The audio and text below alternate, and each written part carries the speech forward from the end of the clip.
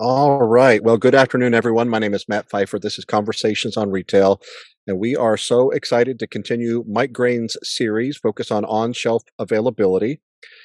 Before we get started, just a couple of housekeeping issues. First of all, this and each part of our series is presented by the University of Arkansas and the Supply Chain Management Program.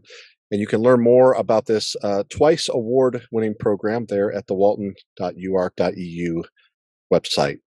Also presented by Westrock Coffee, with offices in 10 countries. Company sources coffee and tea from 35 origin countries, and you can learn more at westrockcoffee.com. They've been great partners. Got two sponsors as well, Brain Corp as well as Barcoding. Excited to see them so actively engaged in this series. We appreciate them a lot. Last thing I'd say is Mike has really created quite a body of work as he introduced this series back in May of last year. It seems like we've been going a lot longer, but just a tremendous body of content. And if you'd like to go back and check out any of the past conversations, you can see them listed there below, but they are on our YouTube channel at youtube.com/@conversationsonretail. Lastly, just a reminder that this is a conversation and not a presentation, so we would love for you to actively participate in that conversation by asking questions or offering insights as we go. And to do that, we would ask that you would just click the Q&A button in Zoom and submit your questions or comments in writing at any time. If time allows, Mike, with the permission of his guest, we will stop recording and give folks an opportunity to click the button that says raise hand, and give anyone that has an interest an opportunity to sort of participate in some open conversation. And then lastly, and Mike normally likes to touch on this as well, but from a compliance standpoint, we want to make sure that we are complying with all federal antitrust laws by refraining from talking about anything that's going to get anyone in trouble, especially as it relates to discounts and margins and prices and anything along those lines. So we are so glad that you're here, Mike. I'm going to turn it over to you, and let's get started. Well, good morning, good afternoon, good evening, wherever you might be this fine day. Today, it's 1 o'clock Central Time on Good Friday, and I've got the pleasure of having Elena from Nedap join us. We're laughing a little bit ago because I told her that we wanted to jump on the call about 15 minutes early, and I gave her a time of, why don't we go ahead and jump on at 12:45? And she said, why would I jump on an hour and 15 minutes early? I forgot she was on the East Coast. So, Elena, with Nedap, would you please unmute and just kind of introduce yourself to our audience? So I've been with Nedap for just 4 years now, a couple weeks ago. I started here as the operations manager on the EAS side, and a couple of years ago took on the software side, so the inventory management group rolled under me. So I've been able to hit both sides of our house. So really exciting, and it's been really like the best place to work, I have to say. Really unusual place. So Nedap is a global company. We're headquartered out of the Netherlands, and we're a technology company with a few different business units that all focus on, we like to say, technology for life, making people's lives better. And like I said, I'm in the retail space. So for us, it's the EAS side as well as inventory management. And it's a really special company, really different organization than your typical U.S. or North American company. So it's been a great experience, and I've really loved it. So the company is located in the Netherlands. You're located on the East Coast, right? The Boston area? Yeah. So okay.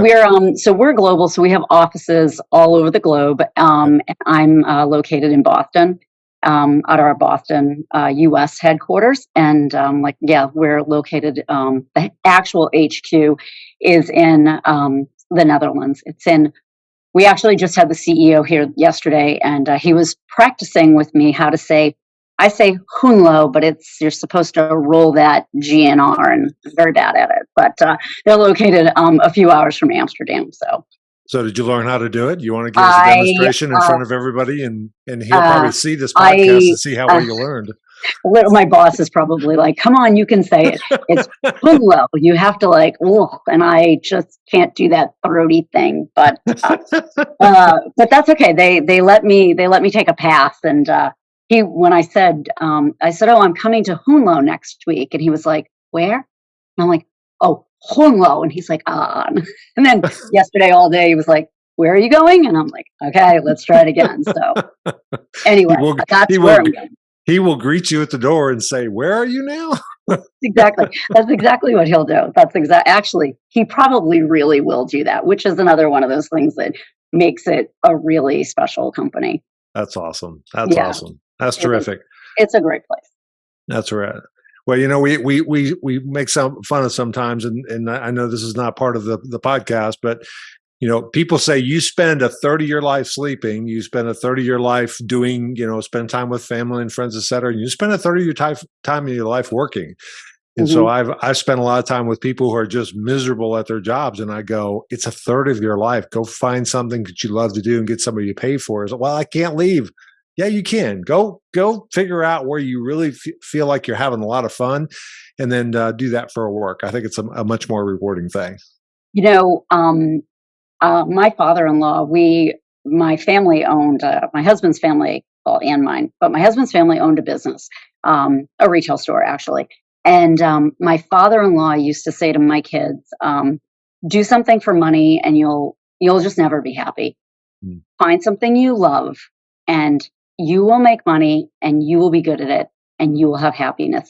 And it really stuck with me because he worked until 6 months before he died at 86 years old because he truly loved what he did. And the thing about my coming to Nedap was obviously, I had 20 years or so, whatever, of a career before that and never worked at any place that was awful, but this place is different. It's a different culture. They talk about it. And when I interview people and I try, and I'm like bringing them on, they're like, well, tell me about the company. And I'm like, it's really special. It's a family. They care about you. We obviously care about making money, right? It's a company, but that's not the number one goal. And it truly is a place where you can do what you love, and everybody's respected and everybody's equal. It's a really special organization that until you get here, you don't get it. And then once you get here, people look at me and go, oh, now I get it. Now I get it. And it's been a great 4 years. And people here have worked here for 25, 30, 40 years. It's just like, wait, what? It's truly, you love it. So it's a great organization. Okay, for all of the attendees, go ahead and send your resume to www.nedap.com. 100%. Honestly, if you're looking for a great place to be, Nedap is it. So wow. Wow. I love it. So I'm obviously biased. That's awesome. That's awesome.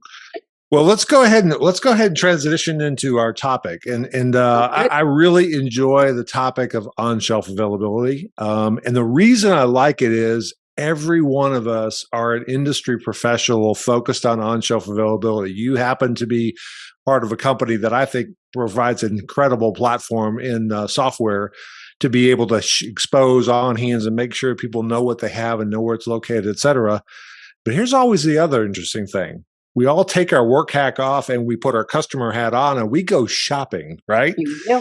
And so one of the questions that I love to ask people, and I've done this for almost a year now, and it's just amazing some of the stories because nobody has a unique story like the person who was last time, which is, tell me about a time where you as a customer, not as a business professional, as a customer, wanted to go and get a product that you thought they had in stock in store. You went to that store and you were disappointed.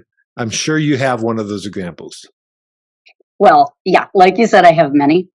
I actually think this is really funny because this literally just happened. So, yes, I am a shopper, but so my husband retired a couple years ago. So he's officially become the the shopper in our house. So basically, I'm like, today, can you go to the store? Can you go to the cleaners? Can you pick up this? Can you pick up that?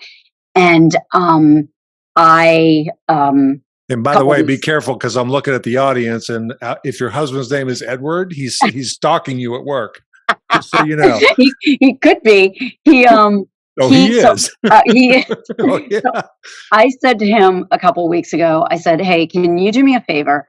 I need you to go to this particular store. I've checked online. I need you to pick me up lip liner." And so for all of your listeners who aren't, wearing lip liner, it's a very important thing for some of us. So I said, "Can you do me a favor? Can you go? Can you pick it up?" And he was like, "Oh Lord, like, what am I getting?" I said, "I'm going to send you a picture. I'm going to send you the name. It's fine. I already checked. They've got it. Just buzz in. You'll just right there, pick it up." So he goes, they don't have it. He leaves, comes home, they don't have it. I'm like, oh my God, okay, fine. So a couple days later, I'm like, I'll go, I'll look. So I go and they didn't have it again. So a couple days later, I said to him, "Hey, can you do me a favor?" I looked, I swear, other store, they have it. Just go, please. I know they have it. Okay. He goes in, they don't have it. He says to the sales associate, "This is the second time in here. Do you have this?" And she's like, "No, we're out of stock. Sorry." And he's like, "Okay." And she's like, "Well, you can buy this. It's the same." So he buys it. He brings it home. I come home from work. It's sitting on the table. I said, "What is this?" He said, "That's the stuff you asked for. They didn't have the one you wanted, but the lady says that's the same." I said, "Okay, two things. Number one, no, this is not the same. And two, like, now I'm totally irritated. Like, it's been 3 trips and I'm just going to go online and have it shipped and it'll be here when it gets here." And so that was my little frustrating thing. And he was funny because he's like, "Do they not have the thing that you do? Like, why is it that?" I'm like, yes, that is a very good, I need to call this retailer. Actually, I need one of our salespeople to call this retailer because Ned doesn't want to go through this ever again. So yeah. Very important. And by the way, we use that example oftentimes as a real good example, whether it's printer cartridges from your printer or hair color. I've got a specific hair color I'm looking for, or lipstick and cosmetics. Cosmetics is a huge opportunity. They're a little bit more difficult to tag, but we'll get into some of that later. But bottom line is that's an industry that screams for on-hand accuracy and making sure you got the product available for a customer, because customers won't switch. I mean, you're a good example. What is this? This is not what I asked for. Go bring it back. The same. And I'm like, it is just, no, you just don't get it. This isn't the same. And and I'm sure the salesperson was like, "Here, just buy this and go away." And he was more than happy to go away, let me tell you. But but honestly, like, I was annoyed. I was really annoyed. But you're right. It's a really difficult industry, but one that could use some help. Yeah. Ghost inventory about lipsticks, I'm sure, is a very big problem. Yeah, for sure. All right. Well, that's a good example. That's a good segue into, okay, why should that particular retailer implement RFID and specifically the Nedap solution? Because I think you guys, tell us a little bit about Nedap and tell us kind of what kind of services you provide to the industry. So, particularly on the SaaS solution, so inventory management, really giving the retailer as well as the customer, right? Because when you're giving the retailer visibility into their entire ecosystem, right, you're giving that to the customer as well. So our solution allows a retailer to understand where within the ecosystem product is, so that they have the right stock at the right time. It doesn't help anybody to have 100 bathing suits sitting in the back room in January, taking up space, right? Like, you don't need that right now. It's January. Like, where are our coats? Like, and do we have the right product available at the right time? So our solution allows for that. Our solution also, I think one of the things that makes our solution really special is the interface, is the ease of use. It's an easy solution for the store associates. That tends to be a lot of the feedback that we get from the folks, actually using the product day to day. So forget leadership, forget stakeholders, just the folks at the store level. And a lot of times, I'm not the person that obviously goes into the store, it's the sales folks, but they'll come back and they'll tell stories of how the salespeople were like, "Can we keep this?" we don't have to give it back today, do we? Like, wait, no, when are we getting it? Because it makes life really easy. And anybody who's ever, I'm probably very much dating myself, but those physical inventories where, I worked at this store, it was called Cherry Web and Terrain when I was probably like 20. And they would talk about how amazing and fun the inventory was. And you were like going to be in the store all night and it'd be super cool. And we're going to order pizza. Well, by 1 a.m, you're like, this is not cool. This is not fun. And I'm sick of counting these stupid t-shirts. Yeah. So our product is just changes that whole landscape, makes it easier for everybody. Yeah.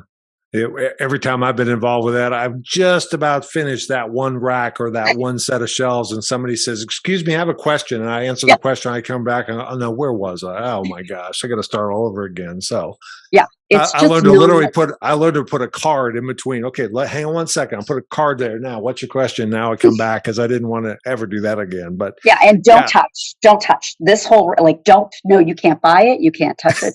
Just don't breathe. Aren't you a store? And aren't I supposed to buy stuff here? No, just go away. Well, that's why we'll get into some of the best practices, because that's really what I want to spend some time talking to you. But because there's, RFID in retail has been around for a while. It's been a great solution, a huge enabler in terms of letting people know exactly what they have and exactly where it's located, whether it's in the back room or sales floor. But the big part of this, from my perspective, is, okay, well, how do you use this thing? And what are the things that you really want to watch out for? Is I engage with retailers that, well, you've been doing this for 20 years. Come tell us how to do it. I said, I'm not going to tell you how to do it necessarily, but I'm going to tell you the 15 potholes that I have stepped in the past that you don't want to step in again, because that, I think, is sometimes helpful. But we'll get into some of that here in a little bit. So tell us a little bit about RFID in retail. Obviously, the one retailer who had your lipstick definitely needs to adopt it. But who are the retailers that are really taking advantage of this that from you guys' perspective, and where do you see some of the growth coming from? So, the retailers who are we do have a number of fashion retailers that we work with that are using our solution. I'm sitting over here going, like, can I name drop? I'm not 100% sure. Let's not, just to be safe. I agree. But the type of I'm thinking more of the type of retailers. Is it apparel? Is it automotive? Where are you seeing the adoption curve kind of heading?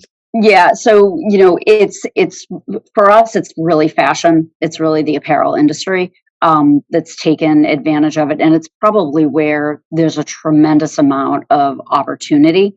Not just it's about, there's just so much data, right? I think that data has become like the hot word of like the last probably 5 years. Like, okay, you're collecting all this data. What are you going to do with it? And that is RFID, right? It's allowing you to know where within your ecosystem that particular item has been. And that's an incredible, that gives a million use cases. So for us, it's now beyond just a physical count, being able to count what you've got in the store. So that was the great thing. That was like the amazing, moment. Like, okay, it's gonna save our sales associates a tremendous amount of time. It's gonna give us visibility into what we have so that our customers come in. But like, what are the next steps that we can do that? Can we refilling from the stock room to the floor, refilling from off-site to the store to the back room. The whole DC supply chain is probably the next huge horizon of how this can really help folks in the next probably, couple of years. So that's definitely where it's going, along with just, again, like, there's just so many use cases. Did we ever have this item in our ecosystem? People come and, a lot of retailers have this easy return policy, right?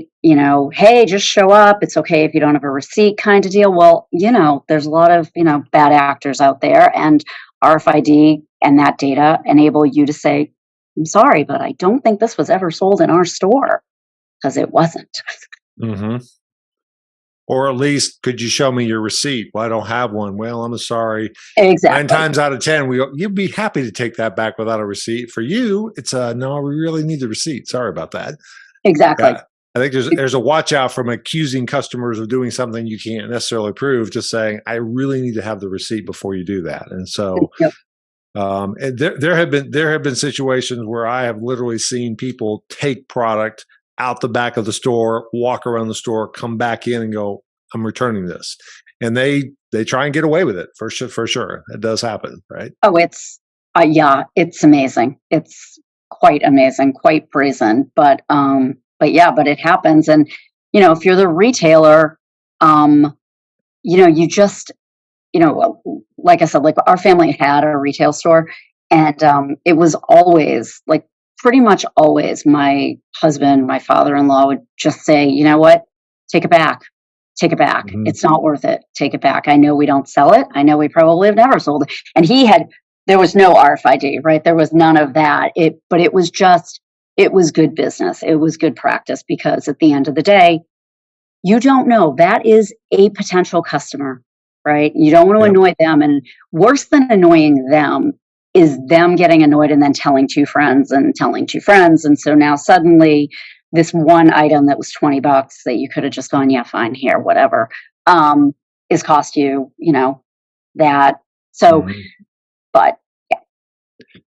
Let's transition a little bit into best practices, because that's something I'm pretty passionate about, and I know you are as well. I think that's your kind of key role from an operations standpoint at Nedap, is basically making sure that our customers are successful because we're going to do best practices. And let me categorize this a little bit. Let's talk about, first off, if RFID consists of a tag and a reader, let's just talk about the tag first.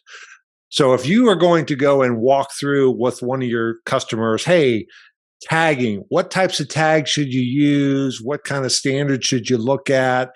Do we tag it in the store? Do we tag it in the DC? Do we tag it upstream in the supply chain? Just walk us through any kind of a best practices that you've come across in terms of your experience doing this. Okay, so like you said, so I, operations is the group that I kind of manage, if you will, and in terms of the tags, we Nedap, we don't do tagging. That's not our thing. We have amazing partners that do that stuff for us. So the first thing we do, though, in terms of like a kind of a kickoff, looking at what do you have if you're brand new and you're starting. Okay, it's optimal, I think, if you're starting at the DC level. So if you can give yourself that, I think the general rule of thumb is about 6 months or so to kind of cycle through. So if you start tagging your product in the DC and start getting that product into the store, and then you start having that changeover with what isn't tagged to what is tagged. That's generally, we're doing an implementation now with a retailer, and that was what they did. They spent about 6 months kind of starting in the DC and going through it to kind of get all of that product out. And it was hugely, hugely helpful. It makes more sense. Years ago, it used to be like what we would call a tagging party. So you pick a few stores, your kickoff stores, which is still, I think, maybe depending on the size of your retailer or depending upon, what your systems are in the DC, what your practices are within the DC, you might want to do that, have a tagging party where you literally are tagging, a couple of stores at a time. And to me, that sounds as terrible as a physical inventory. Now, to be honest, it's worse. It's worse, and I think that opens up your can of human error, right? And obviously, we're using a technology. We want to rely on the technology. So why would we go ahead and introduce something that could, with all of this potential human mistakes? So I think starting the tagging in the DC, going through it that way, getting everything properly tagged, and then starting and then while you're doing that, you're starting your big kickoff plan. How are we going to do this? Understanding your roadmap and that sort of thing. Okay. So some of the big retailers out there, and I'll just name a few of them because they've gone pretty public, Walmart and Nordstrom's and folks like that, are asking for suppliers to tag it at source. So when it comes off the manufacturing line, put the tag on there. So that's coming into the distribution centers. Is that something that you would support as well? 100%. Yeah. I mean, I just think that for us, generally, a lot of the closed loop retailers, it's just an easier start with RFID, right? It's your product, you make it and that kind of thing. You make it, you can tag it, you have control over it. So that's great.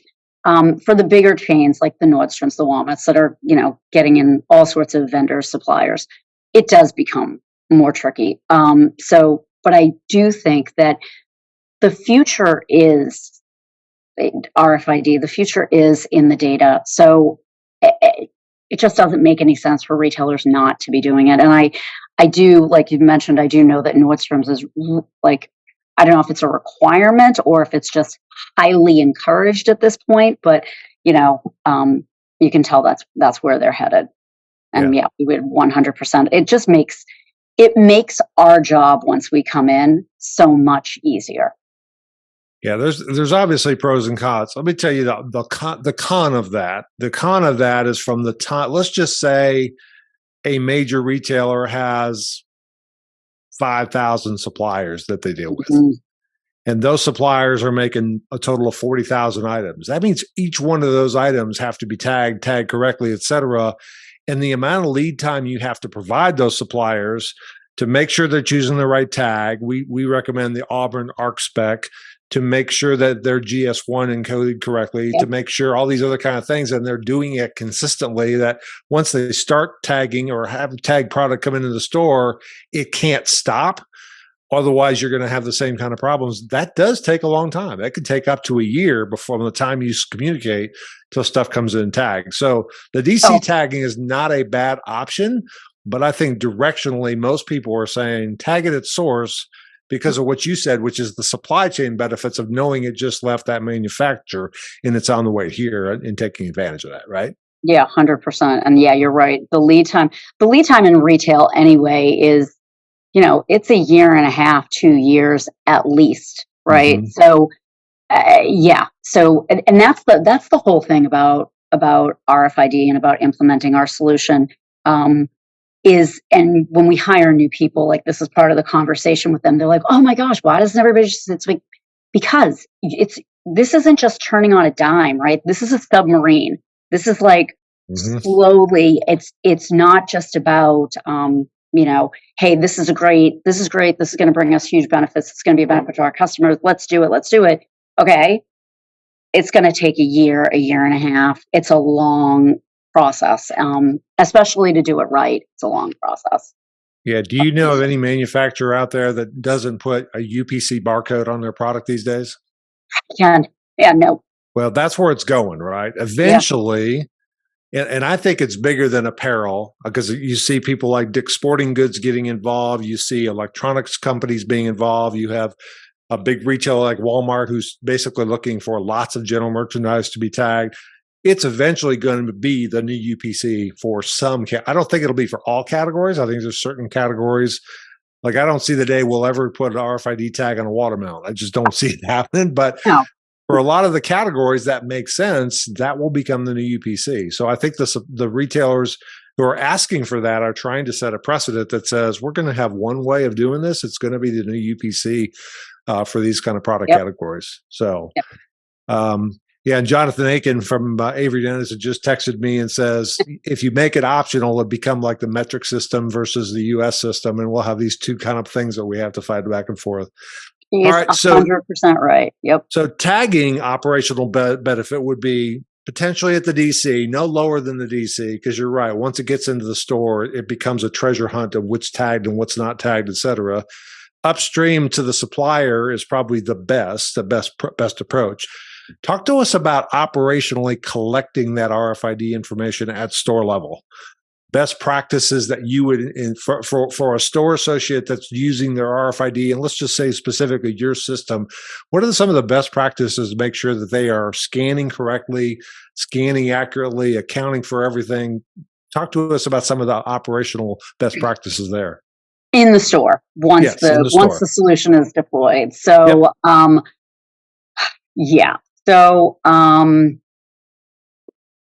truthfully, we like to think that ideally, it's pretty, I like to almost call it like plug and play. Like it's pretty, like I said, our interface is, we like to think of it as pretty simple, that you can kind of pick it up and it's kind of like your iPhone, right? No directions needed. You just intuitively know what you're supposed to do with it. So like to say that. So it's more around the setup of your store.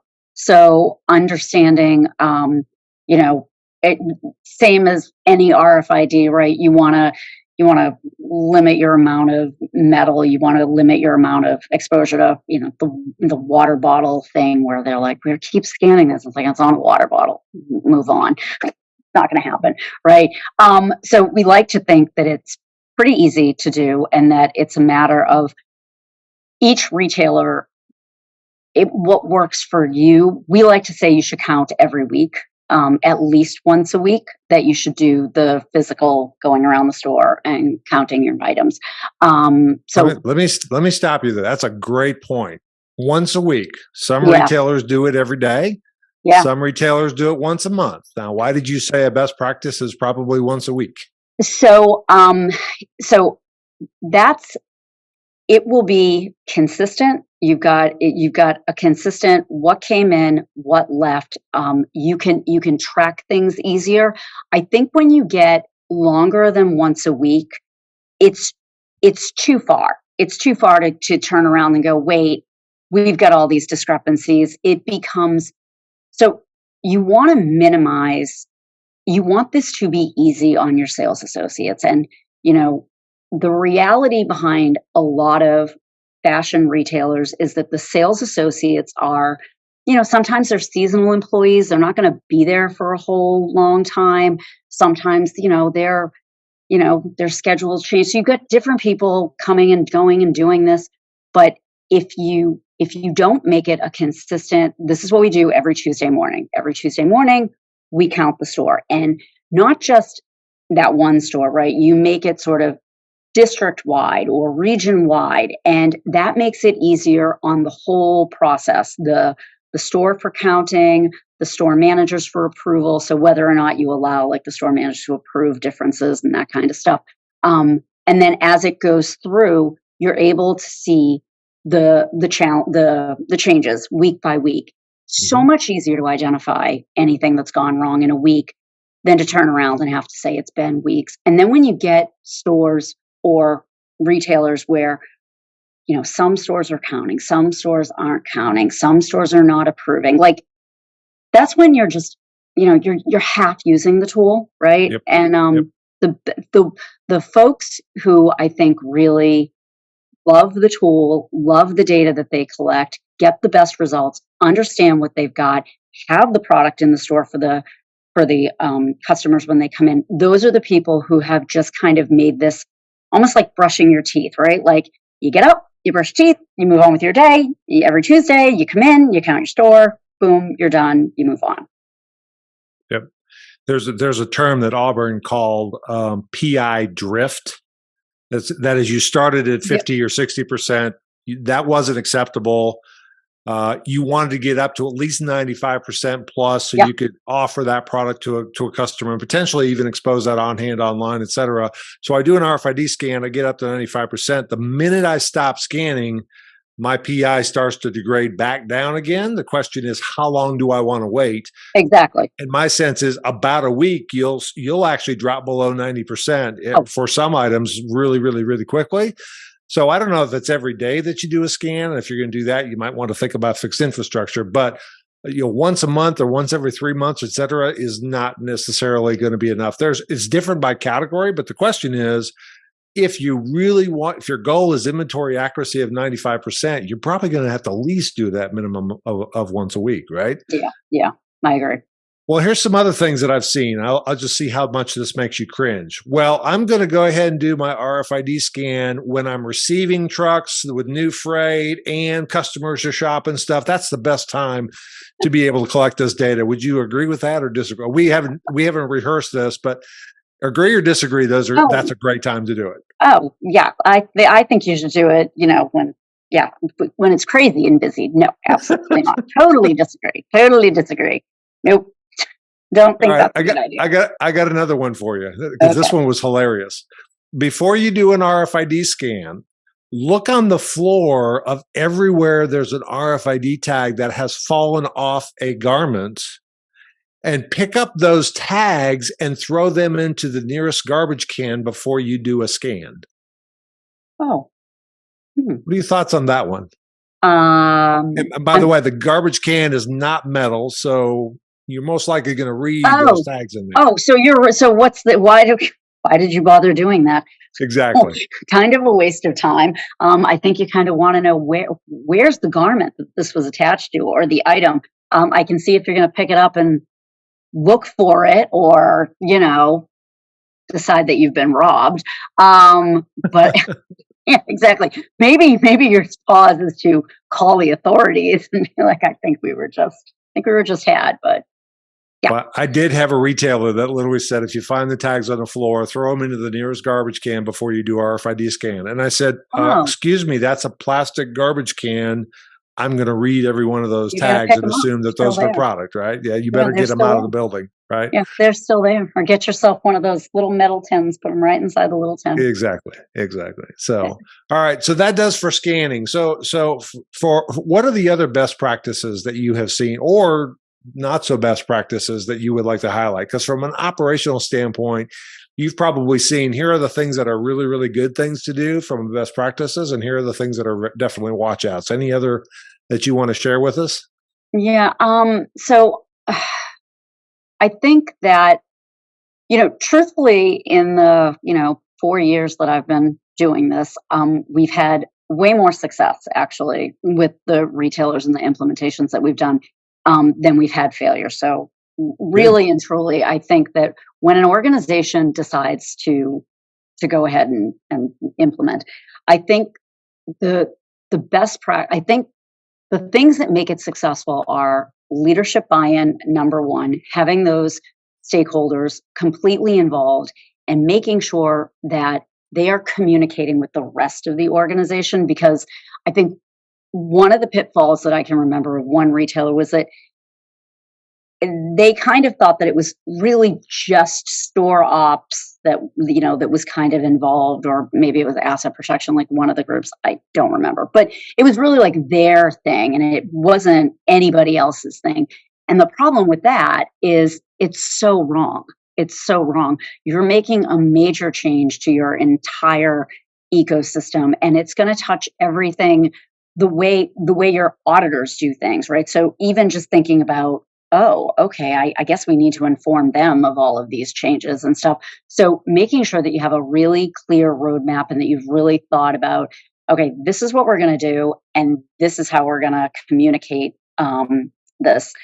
communicate all the changes. I also think having one central person really that is usually it is a project manager on the retailer side, but somebody who is just the person that communicates constantly with our team and staying in communications, having those weekly catch up, having those, bug fix meetings, like what's going on, what happened with this, and having that person understand what's going on, because that person will be your champion, your cheerleader, and the person who can communicate what other people are seeing. And it makes it less hectic than 30 or 40 people involved.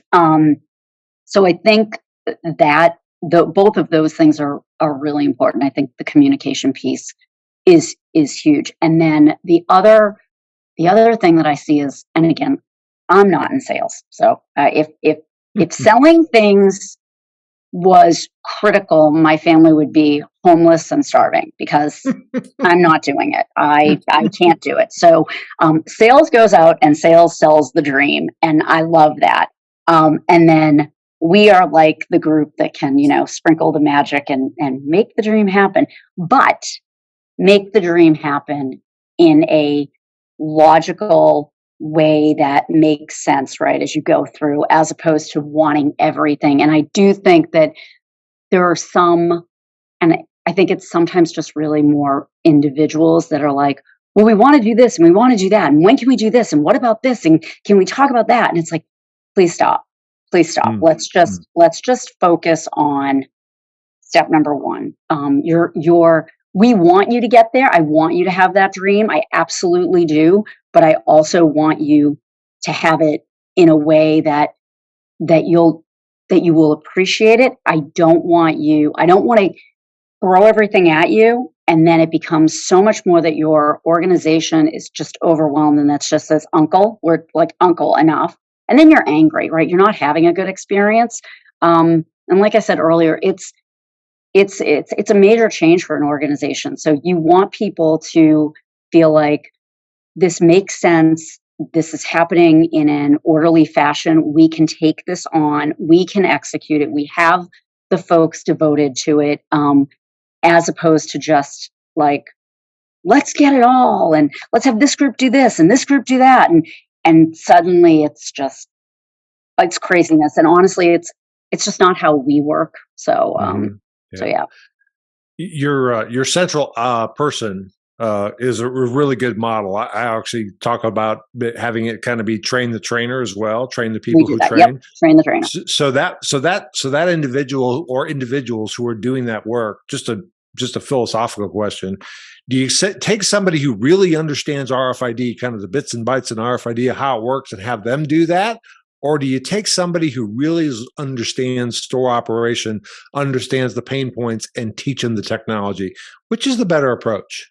So I actually think the better approach, I think RFID, I came to Nedap, I literally remember being like, what are the letters EAS? Like, what does that stand for? I don't know what you're talking about. You started talking about GS1. We have a GS1 guy here in the office. He's a guru. I don't pretend to know what he knows, but he will teach me. So, but I have my skills, and that's the same way I feel about this. So I think the better approach and the customers that I've seen the most success are the people who understand the business. Nedap is filled with just really smart, really excited people within their space. So if you want to talk GS1, I got a guy for you. You want to talk labels, I got a girl for you. Like whatever that is, I can do that. But if I don't know your business, but you know your business. So if you can say to me, or to one of my amazing project managers or customer success manager, if you can say that won't work for us because this is how we do it. This is how we want the experience to be for our customer. That is different from retailer to retailer. And you tell me that, and then I will tell you what you can do with the technology. And then I can teach you. We can teach you. So much better. I can't teach you how to run your business, and I'm never going to pretend to. So what we try to do is just try to explain to you, this is how it will work. And then you can say to me, okay, well, our store is just, it works this way, and we've got product moving upstairs and downstairs and da-da-da. Okay. So let's go through that together. So I like the approach of the person who understands the business. I was hoping we could have a debate on that one because I was hoping you'd pick the other side. But I agree with you before. I remember this vividly, and I won't tell you what retailer is because it's embarrassing, but I was on the RFID team, and I was very understanding of the operations of it. But I created this 10-step list of things they had to do to be able to deliver a successful scan. The associates did, I just kind of gave it away by telling you what it's associate. The associates did step number one. It failed. But they didn't even look. They went to step 2, 4, 5. They went all the way through 10 and said it didn't work. And that is when I said, I got to stop teaching this as a technologist. I have to teach this as a business person. And we started doing side-by-side videos. This is what a inventory looks like before. This is what it looks like with RFID. This one takes 5 hours. This one takes 5 seconds. This one is 65% accurate. This is 90. Now, do you see why we're doing this? Oh, now we do it. Now show me how to do that. So it was just a completely different approach. And I'm not a marketing salesperson either, but I got to feel like I got to get into their head to go, how do I make their life easier rather than here's the 40 steps that I've got to go through and do something, right? Yeah, one of the things that we love to do, we highly encourage retailers to do is, so my team, I think we've all become so conditioned now to being able to do everything virtually, which is great and has a lot of pluses, and that's fantastic. But there is something to be said for that face-to-face, allowing our project managers to meet your team in a store, to go through it with you, to do the train the trainer in a store with your team, and really understanding, because a lot of times when we get in there, even the things that we've sort of seen and heard and understand or think we understand, and then they come back and they're like, oh my gosh, no, you know what? That was never going to work. Like, no, we need to change that. So, and then together, we're going to partner with you. And, that's like just another like Nedap thing is that, and that's what kind of makes us different is we look at the relationship like it's a partnership. We're here to be partners with you and help you. So we don't just say, here you go. Good luck. God bless. Have fun. We're like, okay, this is the way it should work. This is what we see, but you tell us if this works for you. You tell us if there's something we can do to help you along the way. So, yeah. That's awesome. That's awesome. Well, just a quick reminder for anybody who's on the actually on the session. We've got a bunch of folks on there already. If you do have any questions, go ahead and send them to me via chat. I've got a couple more questions, and then we'll turn over to any questions you guys have raised. And as Matt mentioned, we will end the official podcast. And if there's additional questions you would like to ask Elena directly, off camera, off webcast, we will just certainly take advantage of that as well. You said a 3-letter word before. Oh. And you just kind of threw it out there. 3-letter. I said 3-letter. A 3-letter word before was EAS. Yes. Yeah. And this has become a passion area for a lot of people in this space because RFID is all about we got to know what we have at a high degree of accuracy. We've got to know where it's located. That's what it does every single day to a lot of retailers. There's some retailers that are starting to think about RFID as a electronic article surveillance or EAS kind of theft detection. I know you're pretty passionate about that. Walk us through kind of what you see the future being about potentially leveraging RFID for theft mitigation or shrink measurement kinds of things. So yeah, you're right. So EAS is like it's like very close to my heart. Because when I started here, I started on the EAS side, and I remember going over to the Netherlands and being like, I'm sorry, I don't know what you guys are talking about. And they're like these gates that go beep, beep, beep. And I'm like, oh, I know what those are. I get that. Okay. So that's what we're talking about. And it's funny because that was only 4 years ago. And nobody really talked much about the RFID piece with the EAS piece. And now it's kind of all people are talking about. It is the thing for the next 5 years, I would say. So basically you've got these gates, right? Or you've got this, maybe it's an overhead, whatever. And originally thought, okay, this is going to stop theft. And there's sort of a conversation to be had of, does it, right? Is it a deterrent? It's probably a visual deterrent to your 16-year-old kid, right? But to your, organized, theft person, they're like, yeah, whatever. And most retailers tell the sales associates, like, don't go chasing them down. They go out the door, it goes beep, beep, doesn't matter, let it go. Thank God, right? But okay, if those are going off and we can collect the data about what's leaving the store, maybe what should we do with that? What can we do with that?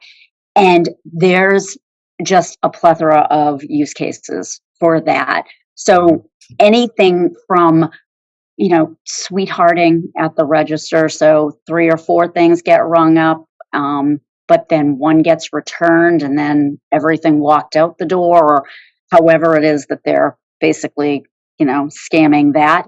And you can see what left the store at the item level detail, as opposed to just knowing like, okay, it went off, it beeped, things left, but we don't really know what. Now we know what, and we can do so much more with that data. And again, like goes back to, was it sold here? So I think there's an enormous potential for the loss prevention industry of how to use that RFID data. So I think that's it's coming. It's very, very, very close here at Nedap.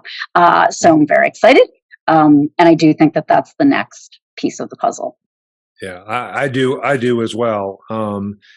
Because again, the electronic article surveillance does at least a audible visual alarm, et cetera, but you have no idea what left the store at all, right? You have no clue versus, hey, I know it's what left the store. I can do two things. Number one, I can measure what left the store. I could probably go back to video camera and potentially put a post case together. But thirdly, and most importantly, I know which items I need to now readjust my on hand so I don't disappoint the honest customer who's trying to buy that product and it's not available because it says I have 5 and there's none available in the store. Yeah, 100%. Yeah, or when you're back to that use case where those things are leaving the store and you have no idea, until 3 days later, right? So, So is there any best practices or is there anything you can do? Because certainly knowing what left the store without being paid for or what you paid for that you didn't receive from the supplier, your DC, et cetera, and being able to measure that real time is a huge value versus the once a year inventory we do it. We typically do in industry. The question becomes can you leverage RFID to actually stop theft? And I'd love to hear your answer as an EAS expert. EAS tells you it's left the building or something left the building. RFID even tells you here's exactly what left the building. Is there any way to leverage RFID as part of a theft mitigation strategy so it doesn't leave the building? Just a curious question for you. So I would challenge the word expert. Would definitely challenge the word expert. I am by no means an expert, but I can get you one if you need one. It's probably for people smarter than me. I'm sure there is, right? I'm sure that as we use the technology, as we think about it, and I'm sure there's a tremendous amount of people out there in loss prevention that are like, oh yeah, I can come up with a whole bunch of ways. That's not really something I think about, but I'm sure there is. Yeah. Well, it's interesting to me, and I'm sure there's a bunch of folks out there who have already thought about this as well, because I don't consider myself an expert as well. But if I actually made an investment in a software platform like yours and a fixed infrastructure that's reading things all the time, if I know that razor blades are $20 a package, I know most customers buy maybe one, every once in a while buy 2, but mostly 1 or 2. If I see 8 just left that particular area of the store, I might be able to ask some questions at the door, right? Just say it. Yeah, definitely. So I think there's if people are buying 10, my guess is they're not for using it for personal use. Let's just put it that way. There is a use case that we are testing out with a particular retailer surrounding organized crime or organized theft, about the idea of multiples, right? Like that entire stack of jeans. Nobody's buying that entire rack, right? And just putting it in and it's out the door. But if you know that it left, if you get an alert and you know that left, you then, in certain instances and certain retailers, they know that that's happening. It's probably going to happen at the store down the street or the store, 3 towns over. And then you can alert them that like, hey, we were just hit. Potentially you might be hit. So there's, and it's funny because I'm sitting here going, oh yeah, I remember that conversation, because not in all of them, but there's definitely, it's the data, right? It just goes back to the data is king. And if you've got the data, then you might as well use it. And like you said, if your company is investing in this type of technology, use it and use it to its full potential. Because there's a lot that we can do with it, a lot that we never could do with it. I think like Yeah. how much my husband would have loved this in the store, right? It just would have made life so much easier. Yeah, that's awesome. Have you by chance heard of, I'm going to promote a company here because they've been pretty public about it. Have you heard of what Lowe's is doing with a project called Project Unlock? I have not. What are they All doing? right, so hear this one out. This is fascinating. This was specifically, and again, they've been very public about it, so hopefully I'm not taking anything out of context, but the idea was they had a lot of kind of major theft of power tools. Power tools are probably $100 for a drill, right? Uh-huh. So what they would literally do is put, and you can kind of follow this, they put an RFID tag inside the power drill. That drill is turned off, okay, unless it gets read by an RFID reader. On the outside of the box is a 2D barcode, which is basically the serial number of that tag. Okay. Okay. So if they go to a register, they scan that tag, they give them their $100 for the product, an RFID reader turns that product on so it will work. If they just grab a bunch of those drills and run out the store, they got a bunch of drills, but they don't work because it hasn't been enabled. That's why they call it Project. Isn't that brilliant? That is genius. And that is, we literally owned a hardware store. And oh, really? Yeah, that's what my husband owned. He owned a hardware store in Harvard Square. And the power tools and like all of the electronics, like that was the stuff that, walked out of the store, and it was a small store. So locking everything up wasn't possible. So sure, he's like, oh my God, that would have been amazing because, and the margins on that stuff they're not great. I mean, they're slim, they're not huge. So, you lose a couple. That sucks. So, and if you're the person that just stole them all and you try and resell them and they don't work, thank you very much. That, again, you reward that bad behavior by nobody's going to buy it from you because they don't work. What an amazing gotcha, though, right? Like that's really cool. I like that actually. But you think about televisions and appliances, basically anything that has either an AC or DC source, you could actually enable through that. And now the idea of coordinating across, I mean, we have so much problem just trying to get people to put RFID tags on the boxes. Right. The idea of trying to coordinate that, but to me, that's a breakthrough kind of thing. If you can literally say, unless you pay for it, I'd love to do that with your lipstick example. Unless you pay for it, if it leaves the store, it doesn't work. You put it on, it turns your legs blue or something like that. I mean, I don't know how you do that, but that's right. But keeping people that, right? I mean, and that's probably like the biggest challenge with some of the amazing like use cases for all this stuff is in concept, this is amazing, but then you have to put it into practice. And, we're not quite there with a lot of this, but I do think that, it's getting there. I mean, look 10 years ago, like people were still, physical inventories and counting things one by one. And so, it will change, it will get better, but take some time. So it is a fun time to be part of retail. It is a fun time to be involved with some of these innovative ways. I mean, just being able to know what you have and where it's located at a high degree of level, so you can have enough have enough confidence to expose those on hands to customers.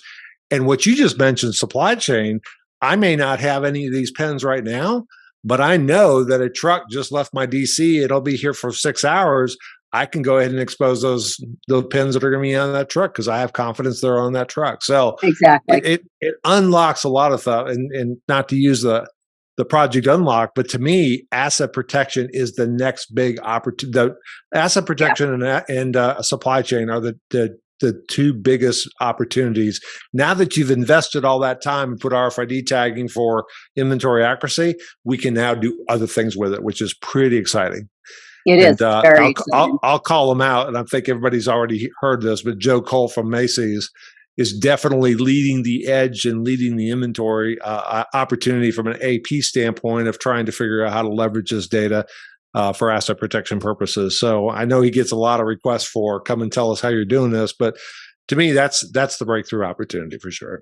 I agree, 100%. Right. Yeah. I got to tell you, Elena, this has been a great conversation. I'd love to hear about how how the store that is going to be implemented in the future, where your husband bought the lipstick, and because I'll bet you a year from now they're using RFID for lipsticks, because I think Ned is hoping that they are. You keep saying you're not a salesperson, but you're certainly a salesperson because you're passionate about this topic. So I want to thank you very much for your time. You've done a great job representing Nedap and the industry, and thanks for all the practical tips, because we've never gotten into the specific kind of here's what works and here's some best practices, et cetera. I think you walked us through several, from where you tag it to how you wand it. That whole idea of a central person who really understands the business and helps to implement it. We call them kind of store champion kind of idea. I think those are all exceptional opportunities for any retailer out there who's doing this. So, any other closing comments? Anything that I should have asked you that I probably didn't? I don't think so. We covered a lot. Thank you for for the opportunity, and thank you for making this very easy, because I was a little nervous. So I appreciate it. You did a great job. Thank you very much. Have a great weekend. You're welcome. Take care, everybody. Thank you. Thanks for having me. Bye. Bye-bye.